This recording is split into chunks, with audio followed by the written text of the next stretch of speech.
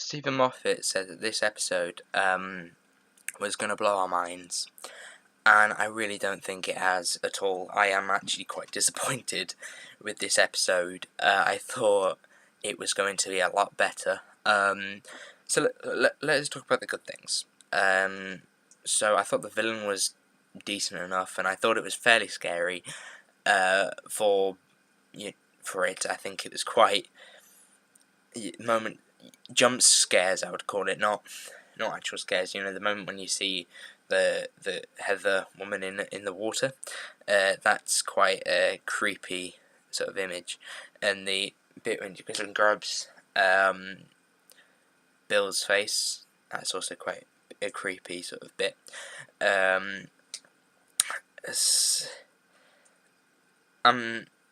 curious what is behind that door. Now the Doctor's got a door that he's keeping guard of, and it's obviously important. But what's behind the door, we'll probably find out in an episode with some stupid plot point or some stupid idea behind it. Matt Lucas he's still in it. I'm not quite sure how much I would put up with him. I think he's beginning to get boring. As a character, he was good enough to begin with, and then he just kind of went, oh, okay. Now he wants to be in. Matt Lucas wants to be in more episodes, so let's give him that. Let's stick him in loads of more episodes. Let's put him in for Christmas special last year. Let's put it in there. Oh, and we'll put him in for series 10. Oh yeah, maybe even series 11. Make him a companion. It's just. Really? I don't even know what he is anymore. It's never explained what he is. Is he a robot, or did they just stick his head back on? Because it seems to be unknown, and I would like to know. If you know, please put it in the comments. Anyway, let's talk about the bad things. So the Daleks are so misused, it is ridiculous. Like, you have Daleks that in a war zone. I want to see some Daleks fighting. I don't want to see this whatever one Dalek's got water in and just starts. I was thinking, oh, that Dalek's definitely been taken over by the thing. It's clear. Nobody's gonna point that out though. It's gonna be delayed a bit. Oh, there we go. It took a time. So it's silly, really. So. Heather as a character isn't really. Bill seems to have a massive emotional connection to the character. She's met her like 2 minutes ago. She hadn't met her 2 minutes ago, but she met her like a couple of weeks ago. It's not really a massive relationship. It's never really explained what it is, what the thing that she's hit is, that's on the floor is. Is it an oil, or is it just a puddle? It's a sinister puddle. I think Stephen Moffat could have definitely done better with this. It's a puddle. It's a puddle. Do something with it. It's a puddle. Let's make him get chased by it for an episode, and then have a bit of a dodging of interesting action scenes. So there's a scene when they're in Australia for no reason, and the person comes and slides across the floor, and when she does that, it avoids a giant scene of them being chased and everyone else running. I think that they could have done that scene because it'd make it more interesting. There was no moment when I thought, now we're starting. Now we're gonna actually get into this, and we're actually gonna defeat the guy.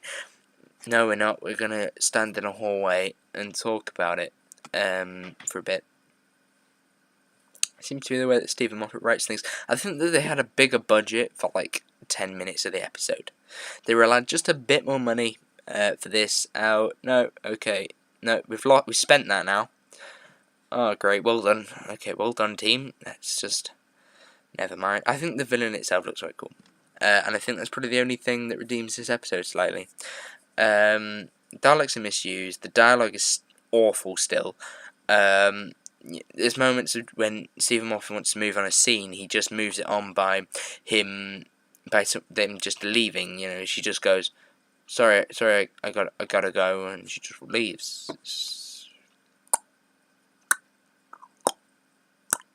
No explanation needed. I feel like we've all kind of just went. He says it's a revival of the show. He's made it better. It's exactly the same as it was, possibly worse than the beginning of Series 9. Because Series 9 had a fairly good beginning. It was pretty